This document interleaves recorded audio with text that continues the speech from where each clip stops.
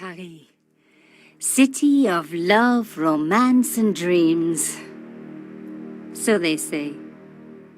I used to say it too. But ever since that day, the day of the murder, I've always associated my beloved Paris with death.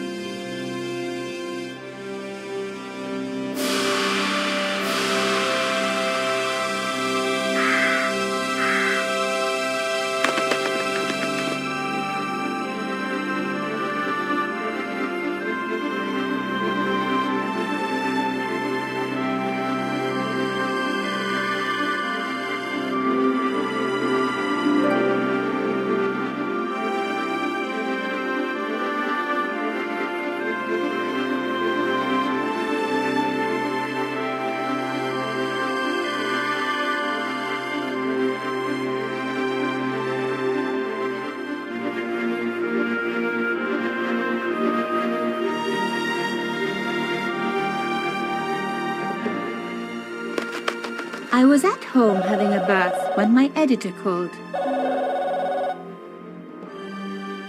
Collard, get your ass over to the Palais Royale now. You got an interview. With Pierre Carchon. Yes, the Pierre Carchon. No photos, so leave your gear at home. He asked for you personally. Don't ask me why. Anyhow, this could be big, so if he makes a pass, don't forget. Just smile, say yes, and keep taking notes. So charming and so very apt. Pierre Carchon was a media king, a national hero, and one of the most infamous adulterers in Europe. He and his wife Imelda were just one step down from royalty. Whoa, I hate mimes, but unless you humor them, they don't go away.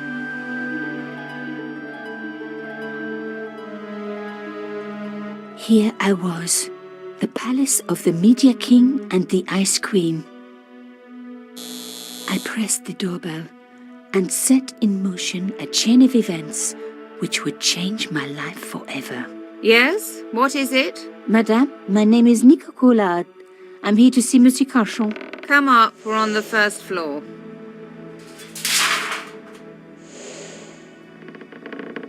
Madame Carchon, it's a pleasure to meet you. Yes, I'm sure. The Ice Queen was certainly living up to her reputation.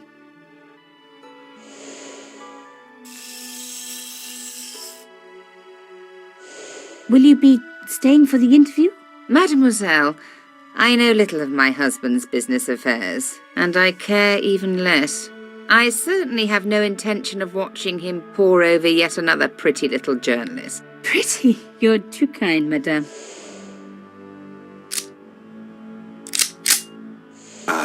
The talented and very beautiful Mademoiselle Collard. Such a pleasure to meet you at last. Monsieur Carchon, I am honored. Oh, I'm sure you are. Call me Pierre, please.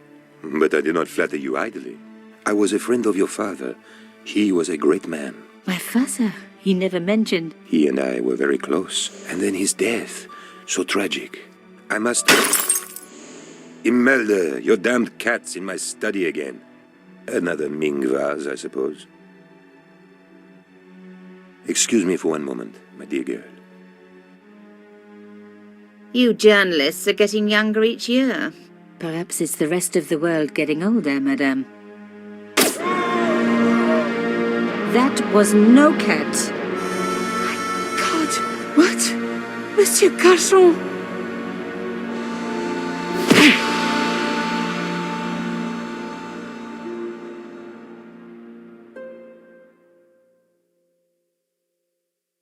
He's dead.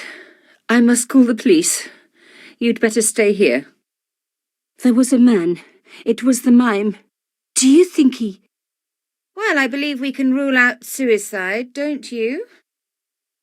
No wonder they called her the Ice Queen. She would have been top of my list of suspects if I hadn't seen the attacker myself. And if I hadn't come across a couple of murders just like this already. One of the most important men in Europe murdered And here was I, Nico Collard, alone at the scene of the crime. Should I wait for the cops? Or start my own investigation? It was a no-brainer.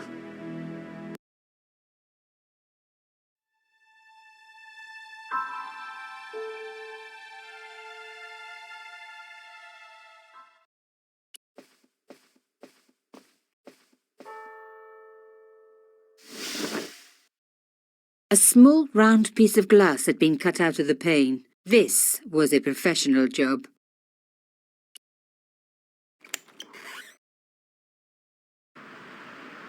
The killer must have used a ladder to reach the window. He was long gone.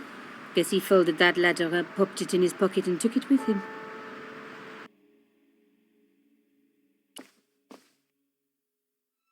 Mimes and guns don't usually go together, but I had an idea that this was no ordinary mime. I'd come across this murderer before, and written about him.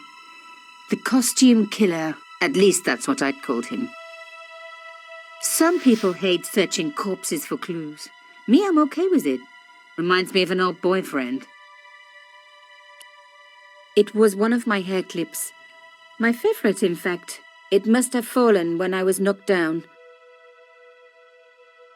In his pocket, I found a ticket stamped Bateau de la Conciergerie. Taking the ticket meant I tampered with the evidence. There was no going back now. Carchon had been shot. I closed his eyes. It was the least I could do for the poor fellow.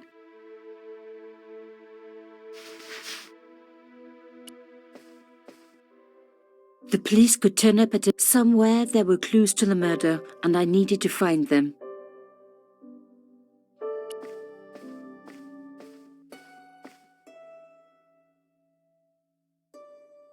I reckoned that cloth might just turn out to be useful.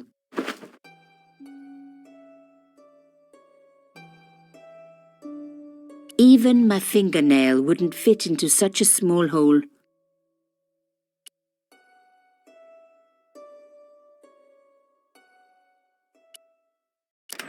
Aha!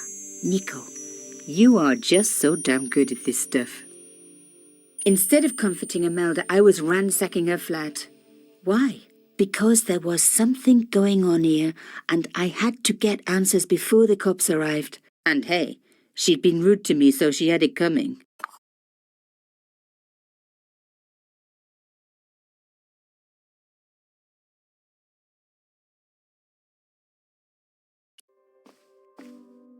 It was a tube of acrylic paint. French ultramarine.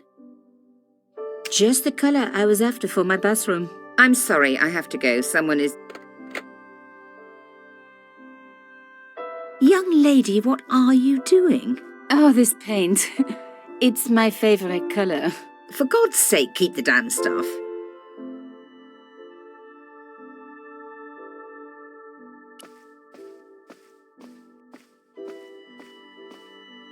Excuse me, madame. Yes? I am so sorry for your loss, madame. No, you're not. You're a journalist. Journalists don't feel sorry. Not true. We shall see. Why did your husband send for me? What did he want to discuss? I have no idea. His business was his business. He never told you anything? No, and frankly, I preferred it that way. How did your husband know my father? I have no idea. You didn't know him? Pierre Collard? Pierre knew a lot of people I didn't know, most of them women. Why would a mime want to kill your husband? Pierre had plenty of enemies. Half the husbands in Paris for a start. This is quite a scoop for you. I suppose you're already inventing the headlines. Just because I am a journalist. Don't patronize me. You're all cut from the same cloth. Do you have any moral sense at all? Yes, that's why I do this job. You do it to see your name in print. As if my editor gets the byline, I just do the work. Well, don't expect my sympathy. The police will be here soon, madame. Is there anybody you would like me to contact? Family, friends? No, I have no family. Pierre and I were... He was all I had, really. Not much, was it? The dutiful wife. That was my role. He never talked, never let me in. I know one thing, madame. What? If you want to find out who killed your husband, then you let me do the job, not the police. Why? How do I know I can trust you? Your husband invited me here today because he needed me. I think he knew somebody wanted to kill him, and he knew I could help. I doubt it was your database he was after. You're wrong. I was onto his killers already, I am sure of it. Please, you owe it to him. I don't know. All I need is a few more minutes to look around before the police come. You really do have a moral sense, don't you? I trust so few people. And perhaps Pierre really did think that you could help. Of course it wouldn't have stopped him seducing you too. Here, take this. It's the key to the drawing room next to the library at the end of the hall. It was Pierre's room. I rarely went in there. I couldn't. I was too scared of what I might find. Thank you. I promise you won't regret this.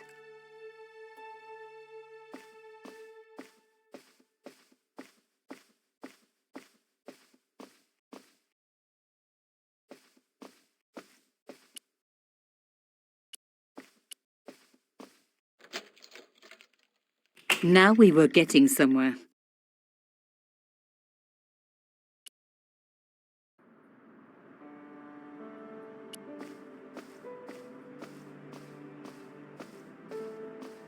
As expected, the desk was yet another priceless antique. Yawn. The blotter and in tray had clearly been placed with mathematical precision. My heart skipped a beat. It was a carved elephant. But not just any carved elephant. It had been made by my father. I knew for certain because in my apartment I had its exact twin, carved into a box he had made. So Carchon had known my father. They really must have been friends. I decided to take the carved elephant. It clearly meant nothing to Imelda.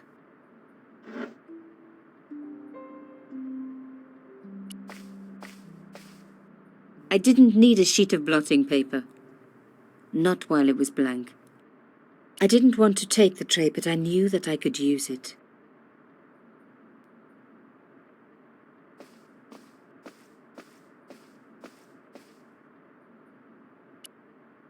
The painting showed the Carchons together, in love.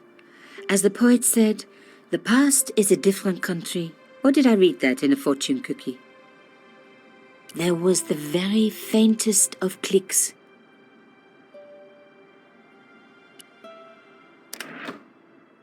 Behind the picture was a safe.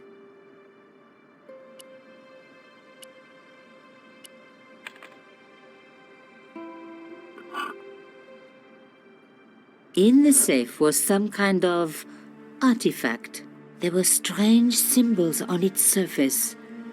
It looked like the printer's blocks I'd made at art school. If there was one thing I'd learned about symbols, they are always important. But these symbols scratched into stone were impossible to read. I needed to find a way of printing them. At least the stone was round. But what could I use for ink? And what could I print on? Sure, I was stealing, but I knew Imelda didn't know about the artifact, and Carchon was past caring.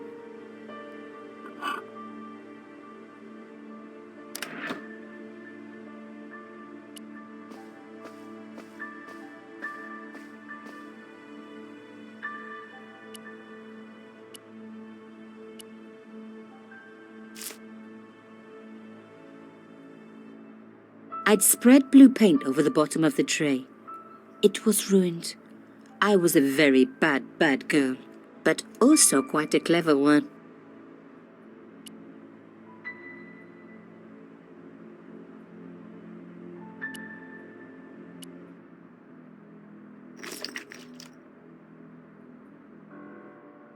I rolled the artifact in the paint until it was completely coated.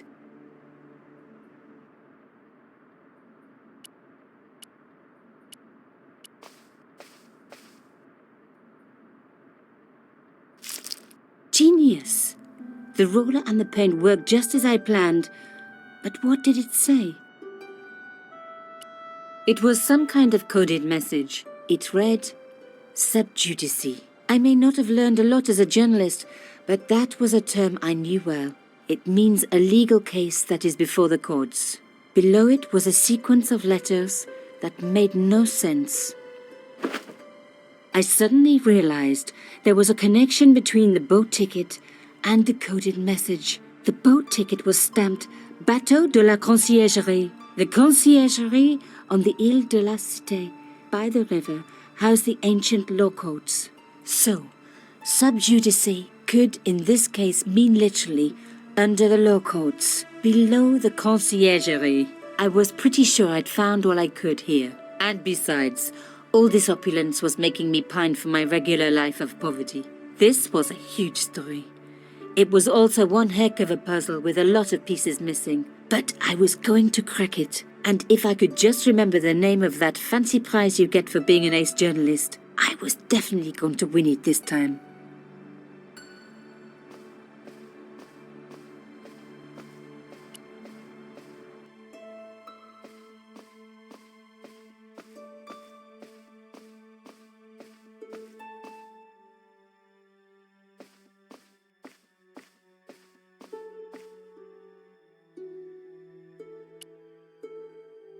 Did you find anything useful? This carving, do you know anything about it? It was Pierre's. What does the statue have to do with... Please, I need to know. He was given it by a friend, something to do with Africa. He never explained any more. No, but I think it was important to him, always on display. Why? It was carved by my father. Oh, I see. I didn't know. Imelda, I will do everything I can to find the killer. Thank you, my dear. And if the police ask... Don't worry. You were never here. Sub judice was the key. I was going to have to find a way under the Conciergerie. I decided to head straight for the quayside on the Ile de la Cité. If there was a way of getting under the Conciergerie, it would have to be from there. Carchon wasn't the type for messing about on the river. He was up to something down here. Something that got him killed.